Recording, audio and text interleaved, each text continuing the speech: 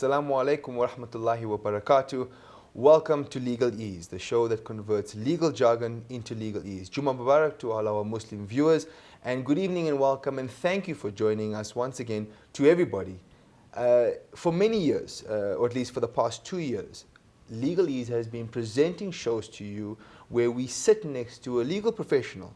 We deal with legal topics where hopefully the man in the street can learn something about his rights, knowing those rights, and if he doesn't know those rights, then hopefully he can contact the legal expert that sits beside me or my co-host Ashraf Esop, and then can find out about those rights and how to enforce them. But rights essentially are not just what is legal and what is illegal in the spectrum or the arena that we understand legalities in. For example, in South Africa, we apply the common law. We have a jurisprudence from which we take all this history from. But then there's something else a lot bigger than that. There's something that affects people who belong to a specific genre or a specific community or specific culture. In fact, a specific religion. We've talked about this before. We've interviewed many ambassadors and delegates from Cage UK. As we know, they're an advocacy group in the UK that deals with detainees, specifically people who are detained unlawfully. We've dealt with them. We've interviewed them directly. These are the prisoners we're talking about themselves. And a lot of the times, the prisoners give an account of their own personal experiences.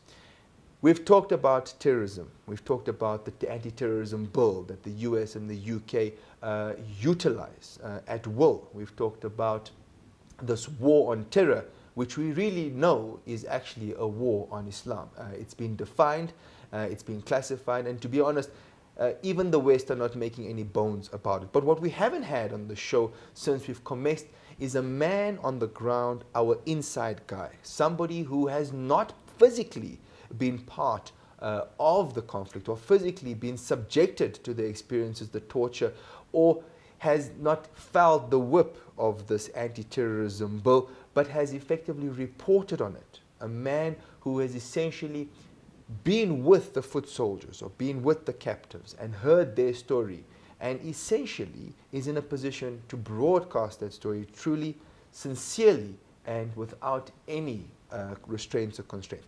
Tonight we have such a person in our midst. We sit next to Brother Bilal Abdul Kareem, American Muslim journalist, who is going to share with us his story as to who he has essentially interviewed, how he has come up with, or at least what he has learned about being in the streets, being on the floor, being on the ground rather, with the foot soldiers, with the captives, with the detainees, and what he knows about this war on Islam. This is the inside story. So let's say Assalamu alaikum wa rahmatullahi wa barakatuh to Brother Abdul Bilal Kareem. Brother Bilal, Jazakumullah khairun for coming onto the show. Jazakumullah khairun for assisting us.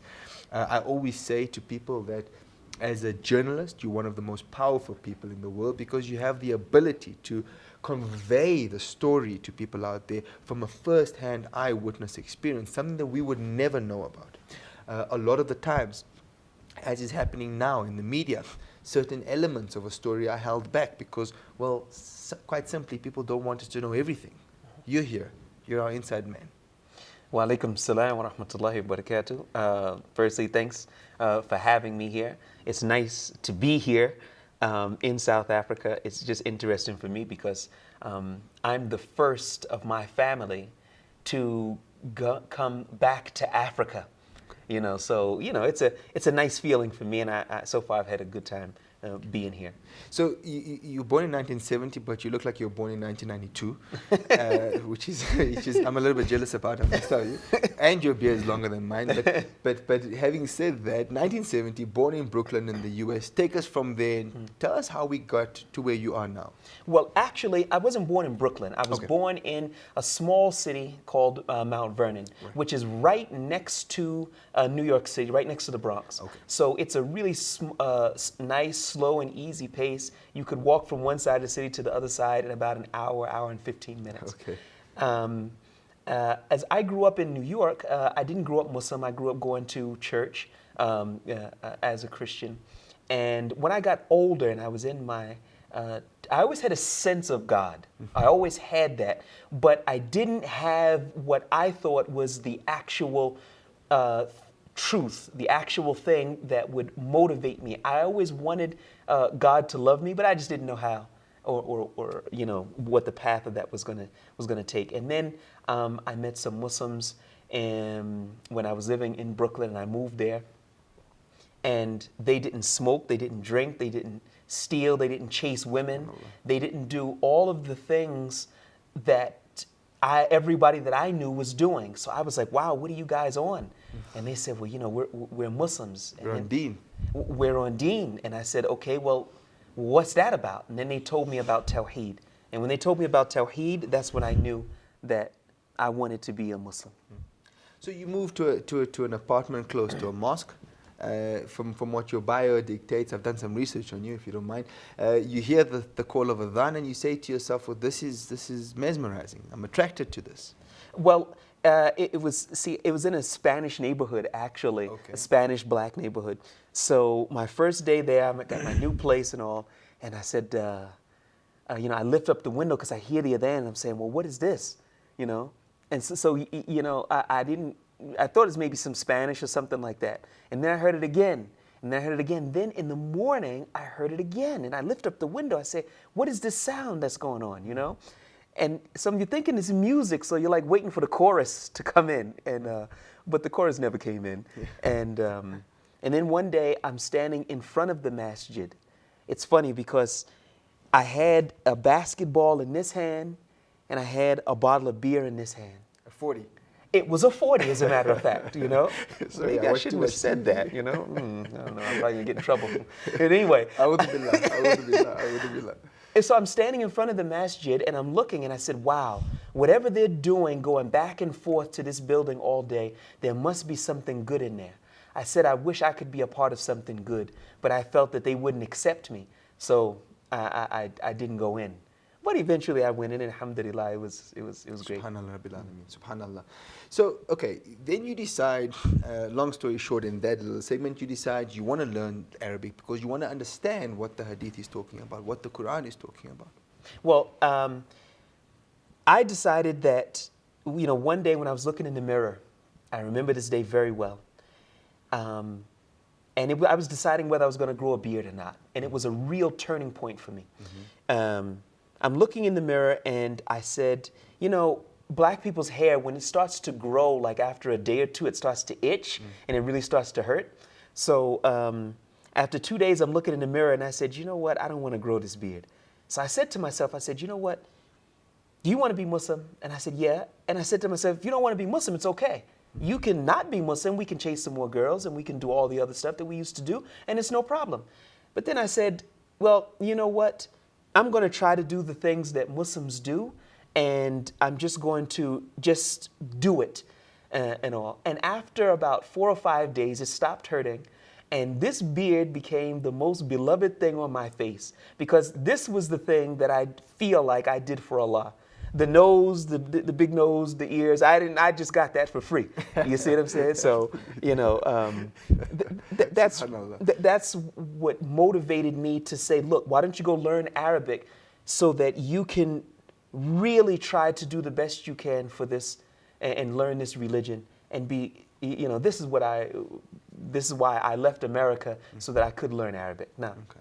So, mashallah, so you get to Egypt eventually, and you start, you become a student. Right. In Egypt, and you learn Arabic. You're a journalist now, and you essentially have spent a lot of time in Syria. You spent a lot of time in Egypt. I think in Jordan, if I'm not mistaken. Libya. Apologies. Take us through that, Bilal. Give us. Remember, viewers, just to fill you in. This is essentially part one of a two-part series that we're going to run on this inside story, because Brother Bilal will also be with my co-host Ashraf Esop next week, same time, same place. So we're just doing an introduction here, and we're just taking a bit of what we know. Trying to understand as much as we can about Bilal and where he's come from. And then next week we're going to get into a little bit more. I think we've got some video clippings and some articles that we're going to show the viewers. But so tell me, Brother Bilal, how do you get to become a journalist? After living in Egypt for a long time, I really got a chance to see another side of the world. I really had a chance. People in America, nobody thinks about Arabs in Egypt and Middle East and stuff like that until something goes wrong. And then when something does go wrong, it's usually negative. But they never had an opportunity to see the people, never discuss with the people, never talk to them, never understand them. And when I was there, I found some of the nicest people in the world. Not everybody was nice, but generally speaking, I said, you know what? If Americans knew Arabs and people here in the Middle East, they would like them. Maybe more than Americans. I mean, I married an Arab girl by design. I wanted to do that. So when initially I was working for Huda TV and I was their program director. And I wanted to do more. I wanted to do stories that were current events and things that were pertaining to the worldwide community. But Huda's situation was a little bit limited to that at that time. So basically, I started to go out and do my own documentaries and such like that. And that's how I got into journalism. It was that I saw that there were so many stories that were going on around the world, but nobody was telling these stories. And I felt that there was a gulf between Westerners and their perception of Islam and a gulf between people in the Middle East. So with all of these gulfs that were there, I felt, because I grew up as a non-Muslim in New York and then spent probably the last 20 years in the Arab lands, that I had a perception that might be of use to people back home. SubhanAllah. So you say 20 years, is that how long you've spent permanently within the Arab lands, or going and coming from the States? There hasn't been much going and coming. I would say since 1996, I've probably spent a year and a half in America, and that was almost all at one time. Okay. So I have spent very little time in the States in recent years. My family's come to visit me in Egypt and stuff like that, and I think they thought that I was going to like have a camel or something along those lines. But you know, they got used to it. Yeah, of course. Yeah, Brother Bilal, the two main things that I want to deal with to this evening with you are essentially Syria, the Syrian issue, in respect of this terrorism. British citizens who travel to Syria for the most simple things, such as visiting a family member, or trying to find out about education of Muslim women, have a possibility of being detained as a possible terrorist on their arrival, on the return back to the UK. The same is now happening in South Africa.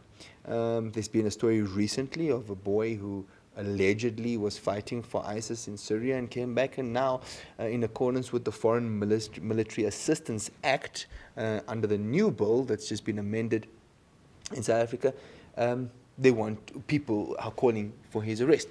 There's a lot to discuss about that. There's a lot to discuss about Syria. There's a lot to discuss. And there's also an article, a very, very interesting article that you did, where you interviewed a British citizen who was detained in the UK for a period of 10 years. We want to know about that. We want to know about Syria. As I said, this is our inside man, and this is where we're going to get the stories from. So we're going to come back to this in a few seconds. We're just going to take a very quick commercial break and appease our sponsors. And when we come back, Bilal Abdul Kareem on Legal Ease. Assalamu alaikum. Stay with us.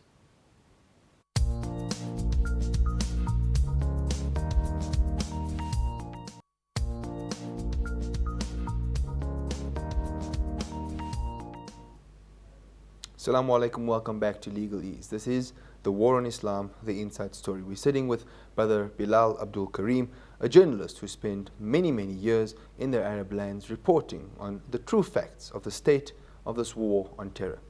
Brother Bilal, assalamu alaikum. Thank you for still being here with us.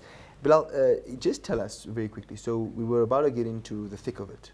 Your presence in Syria, your understanding of what is the political situation, economical situation, and also your understanding of as I mentioned in the interview that you had with the British citizen who was essentially detained for a period of 10 years in the UK. I think it's one of the longest detainees under the anti-terrorism bill in the UK. One of. Excuse me, if I'm not mistaken, yes. Now, so just give us a tidbit. So what are you doing in SA? What is the purpose of your travel to SA? Okay, well, we got a lot of topics to cover there. Firstly, we'll talk about some of the issues that you made mention of in terms of the war on terror. Right. All right, the first issue is this. This is not a war on terror. And I'm going to say something that I haven't said before, but I'm going to say for the first time, and I think you'll be hearing me say this a lot more and all. This is not only a war on Islam, but it's a war on freedom. But the issue comes in is that there are some people who will give their rights away willingly because they believe that they need to give their rights away for the purpose of protection and such like that. And there are some people who will not give their rights away so easily. And I believe that Muslims are a part of that group, not the only ones, but a major part of the group that says, look, we've got these certain rights, inalienable rights, and we have the right to practice our religion. And I believe that a lot of the powers that be are in opposition to that. Okay. So I think that this is where some of the issues are initially coming from. Now, after having said that, you made mention of the British national who was detained in the UK. Now, just as a correction, this was Abu Qatada. Abu Qatada is not a British national. He went from Jordan to the United Kingdom as a refugee. Right. Now, he's got a very interesting story. We're going to actually look at his interview next week. Right. But just to give you a little piece of his situation, he was, and I'm going to give you the bad part first. Right. Initially, he was charged with terrorism going back to 2000. He applied for refugee asylum in the United Kingdom, came to the United Kingdom, he was granted asylum, and he stayed there for a period of time. Ultimately, the Jordanian authorities requested his extradition to Jordan, wherein he was tried in absentia. He was tried in absentia and he was convicted. So the UK authorities arrested him and wanted to extradite him to back to Jordan. But there was a problem. He had already been convicted, but the evidence against him was elicited by way of torture. So it was, and the UK authorities recognized that, and that the evidence was elicited by way of torture, and the European Court of Human Rights blocked his extradition. This went on for 10 years. Now, during that time, he was also held under the terrorism law, wherein it only took them just a few minutes just to put together the law. Basically, and I'm not kidding, I said I'm choosing my words carefully. When you see the interview next week, you're going to see and hear a little bit more. But it's such that the UK authorities have the right to detain indefinitely. Indefinitely. And like the Prophet ﷺ used to say things 3 times for clarity and certainty, that they could be held indefinitely without trial. And this was the situation that he fell in. So after 10 years of legal wrangling and so on and so forth, he was extradited back to Jordan. Do you know what happened? Now, if you look at this situation, just that right there, and you're reading a newspaper, you're going to say, well, here's a guy. He's been locked up for 10 years. There's no way in the world they would incarcerate somebody for 10 years except that he had done something that he wasn't supposed to be doing. This is the general feeling amongst many of the people. In addition to that, you would say, well, he came here as a refugee and they want to deport him. You had prime ministers and other ministers of parliament saying that this was Osama bin Laden's right-hand man in Europe.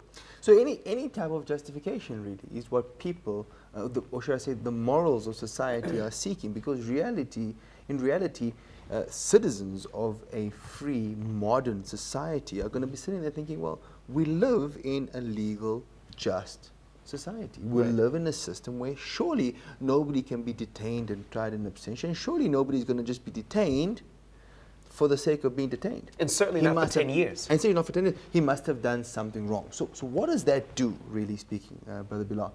It creates the perception that if the government, US or UK or any other, are going to detain a Muslim man, well, then he must be a terrorist. Well, you see, this is what people thought.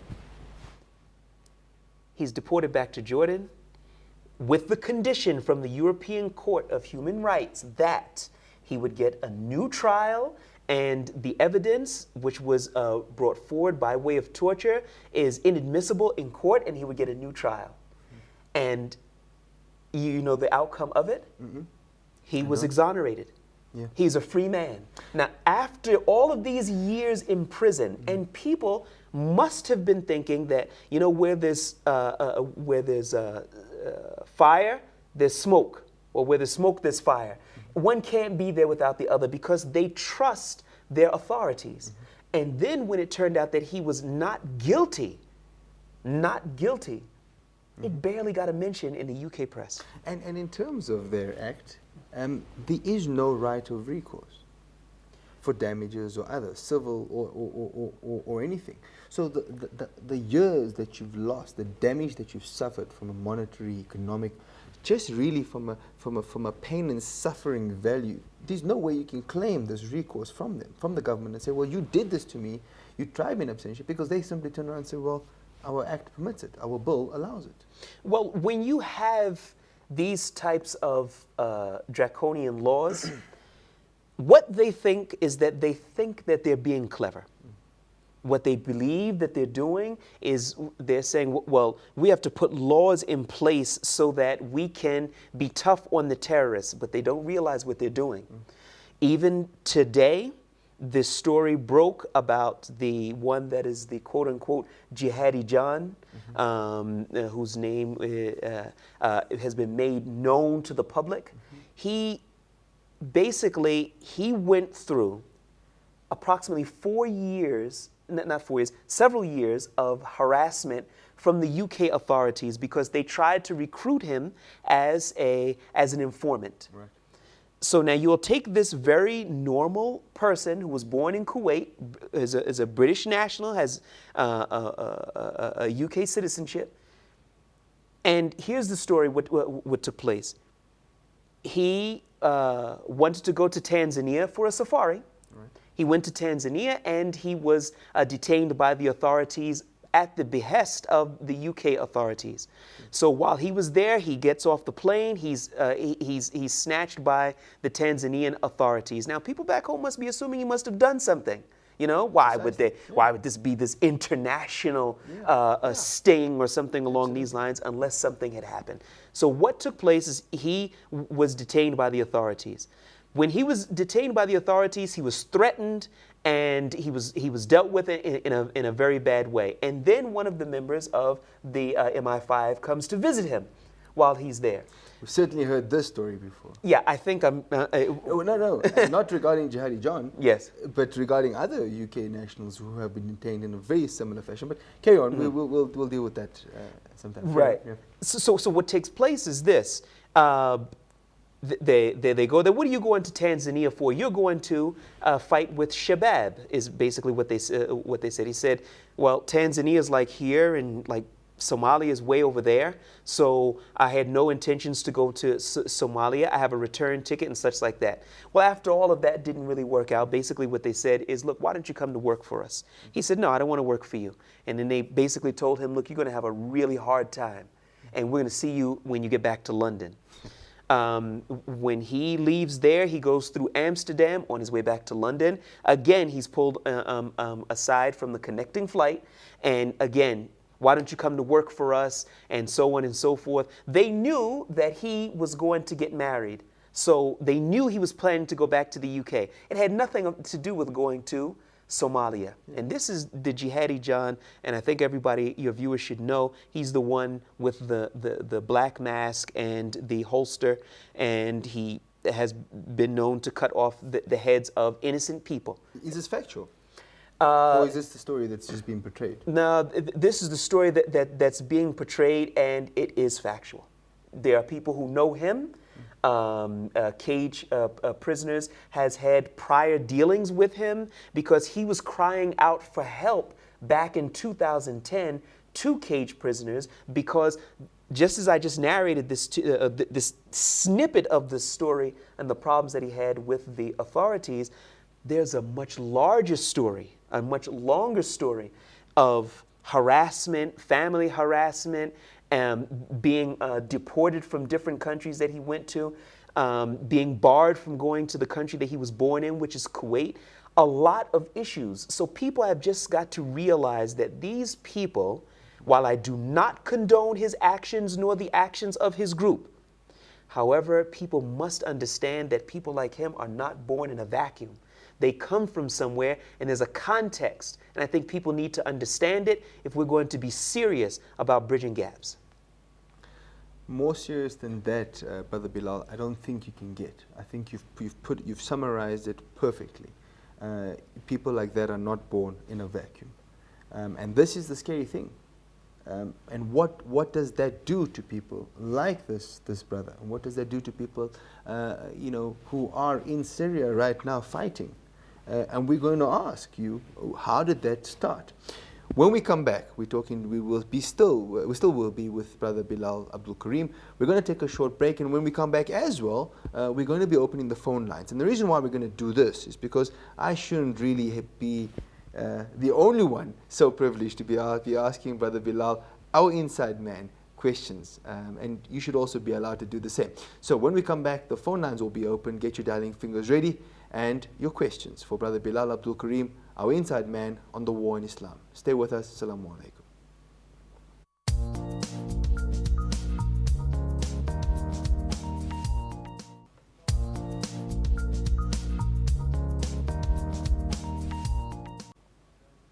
Assalamu alaikum, welcome back to Legal Ease, the show that converts legal jargon into legal ease. If you just joined us, we're talking to Brother Bilal Abdul Kareem, a journalist from the United States, reverted to Islam, living in the Arab lands for the past 20 some odd years, and really our inside man on this war on Islam. We are opening the phone lines now, and if you want to call us and speak to Brother Bilal and ask him about his experiences and what he's learned and what he's learned not to do, call us 011 086 77 012 or 3. Again, the number appears on your screen. As always, please dial us and ask whatever questions you feel you'd like to know about this alleged war on Islam. Brother Bilal, we're back with you, and we were talking about Jihadi John. We were talking about people like him and what they've come from and how they've been treated. And really, we understand it's not a justification for the type of actions, but certainly you push a person in one direction long and hard enough,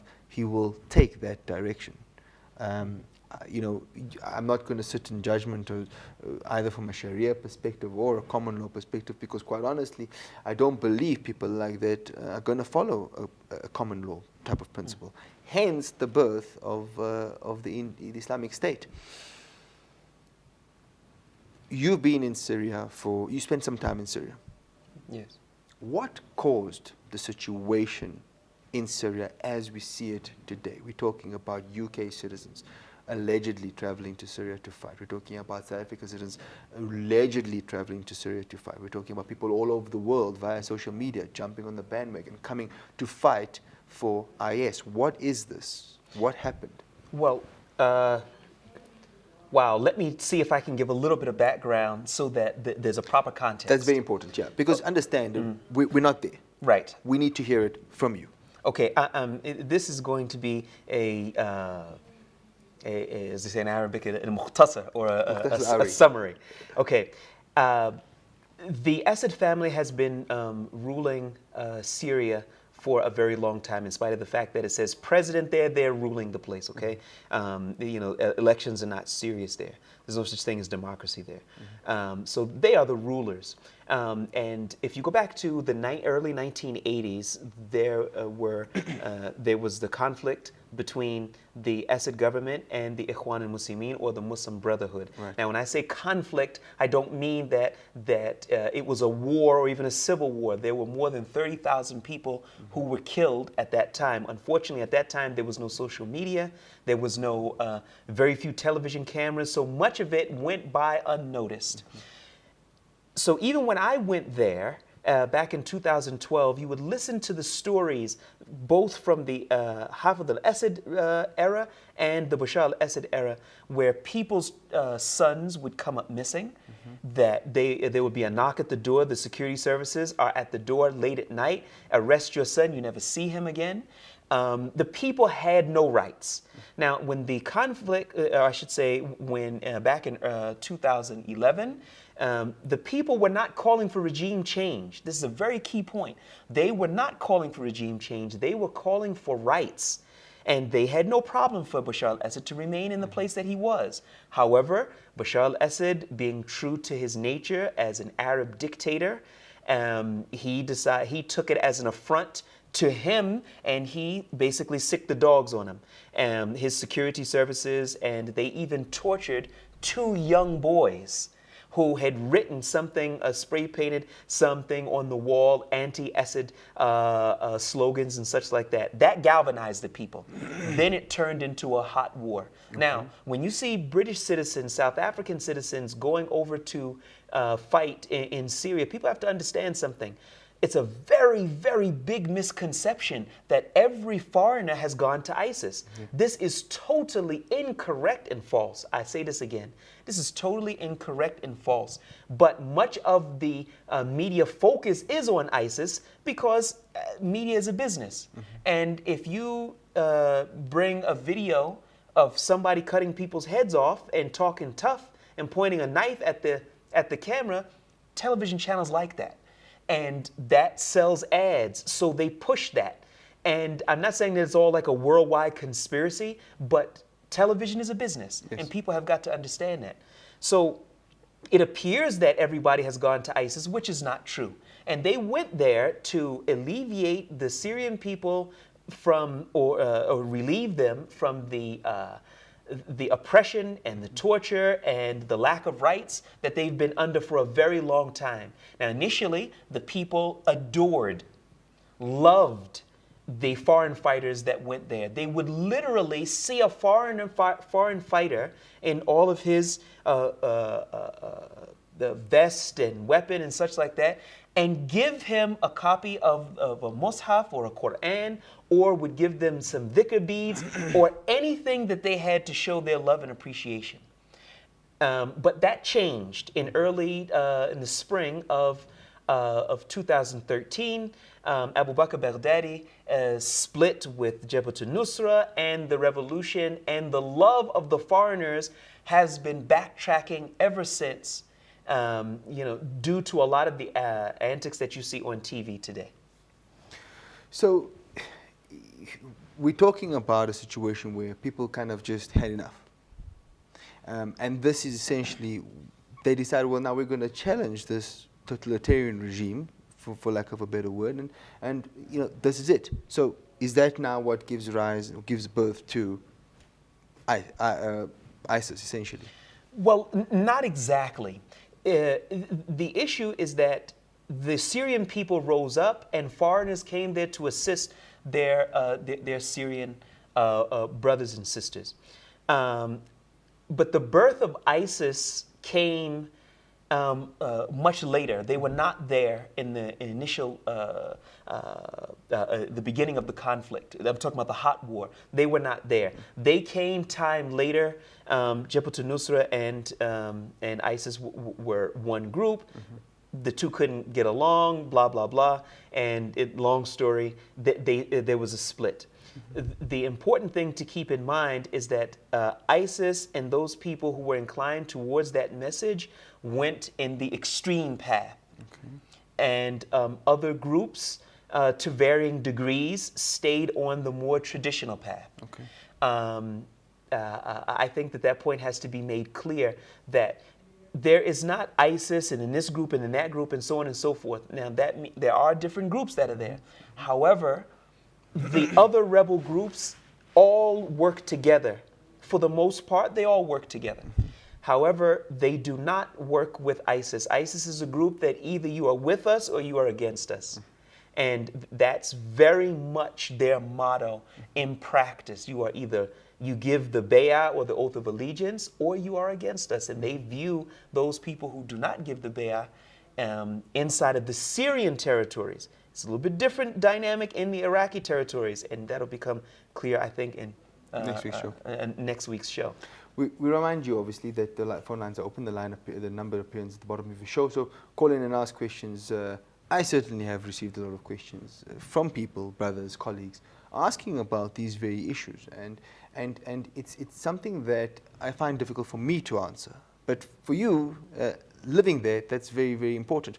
But Bilal, we have a call on the line. Let's take the call and see if we can assist the brother or sister. Assalamu alaikum. Good evening, caller. Wa alaikum salam.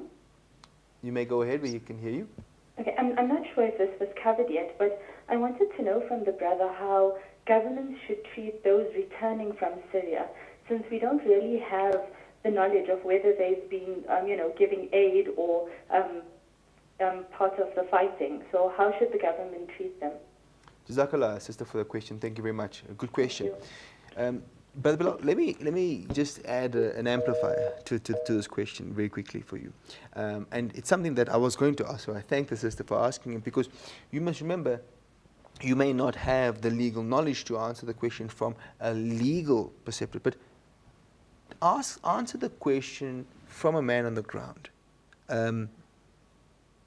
Get into the mind of a person from South Africa or the UK going to Syria and fighting it. What is he thinking? And when he comes back, how should he be treated? Well, I think I did a program for Channel 4 News in the United Kingdom about from Denmark just a few months ago. They had a program, or they have a program, wherein they welcome the foreign fighters who are coming back. Now, we're not only talking about aid workers, we're talking about people who have fought in the war. And basically, one individual's story was this. He had come back from fighting in Syria.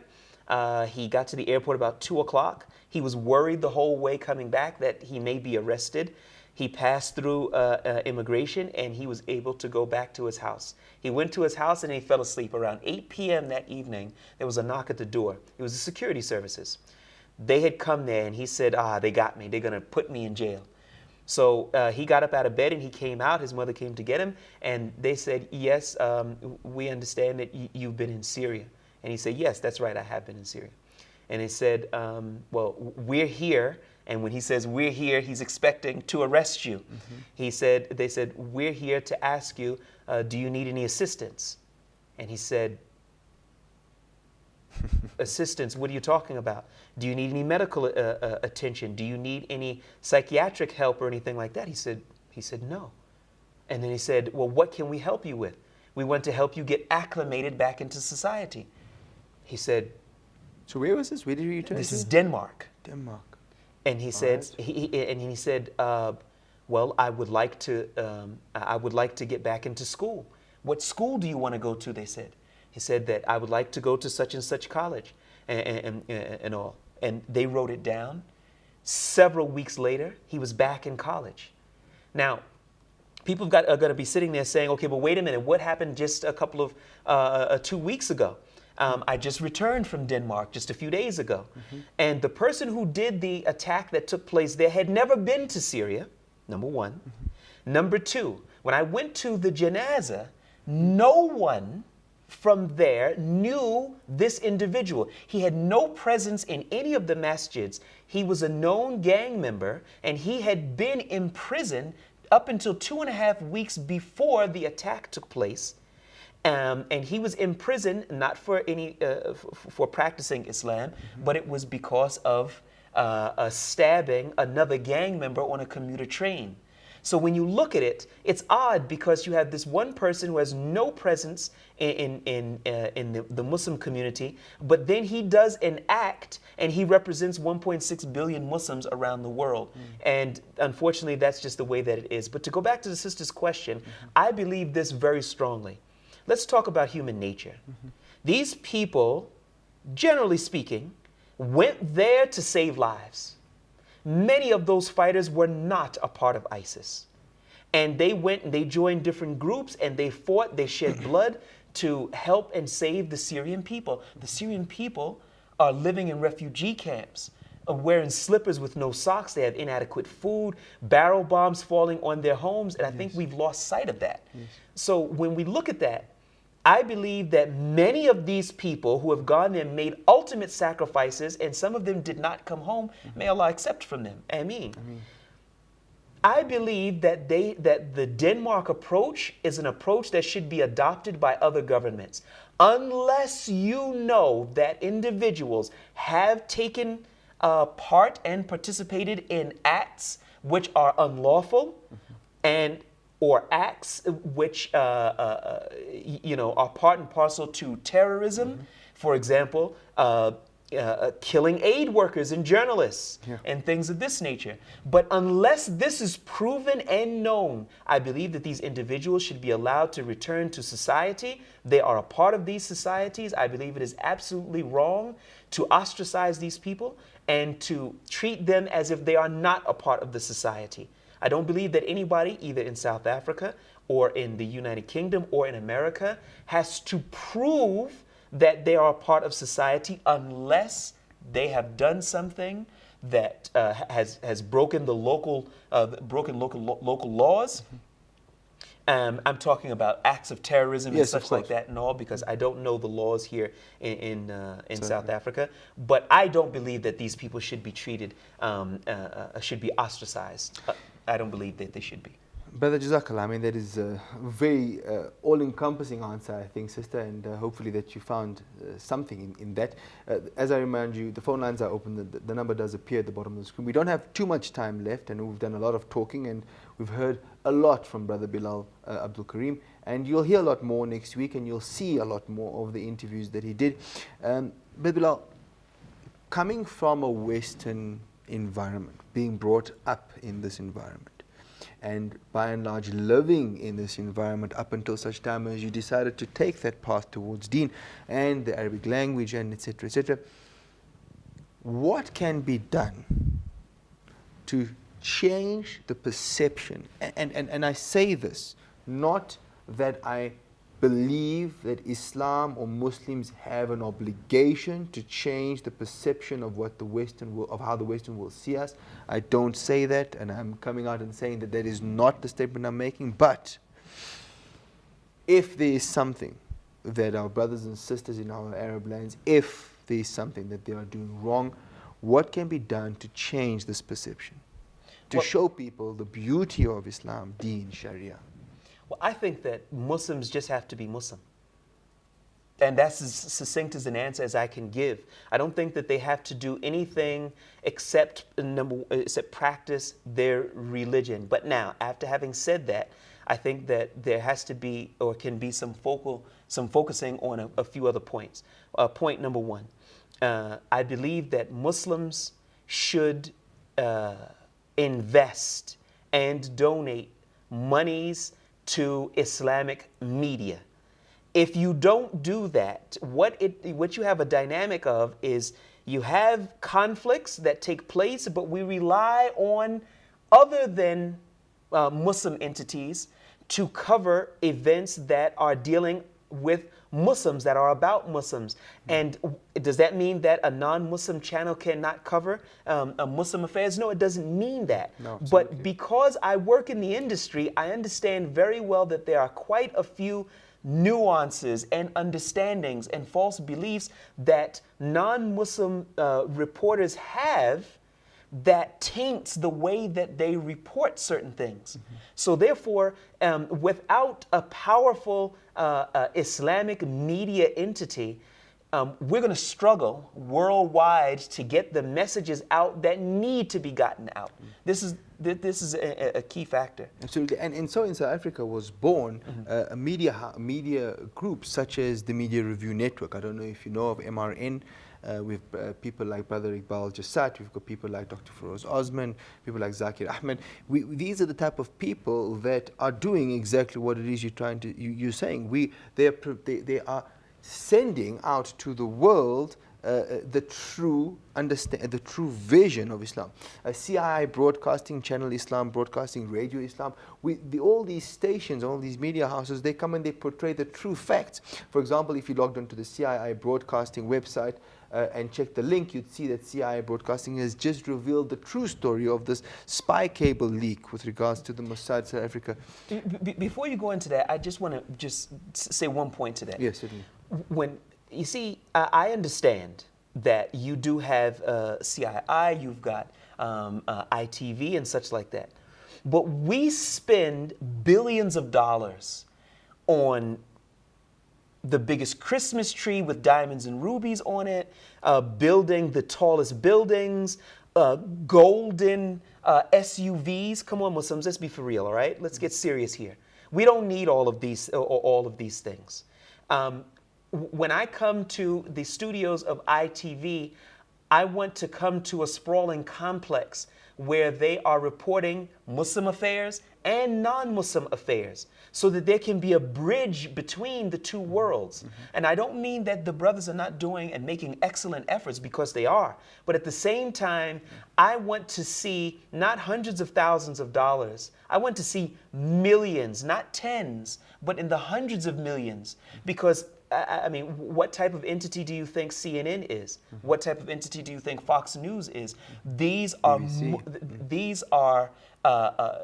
you know, multi-billion-dollar empires. But yet, as Muslims, we do not have this machinery, and I believe that we are sorely lacking in this area. And if you are, and I believe very much that people donate to Masajid, they donate to the poor, they donate towards helping the people in Syria. But we need a kind of a proactive approach to a lot of these conflicts. 2015 is going to show that there are more conflicts, more issues, but we're going to have to change our approach just a little bit. This is what I think. Scary times.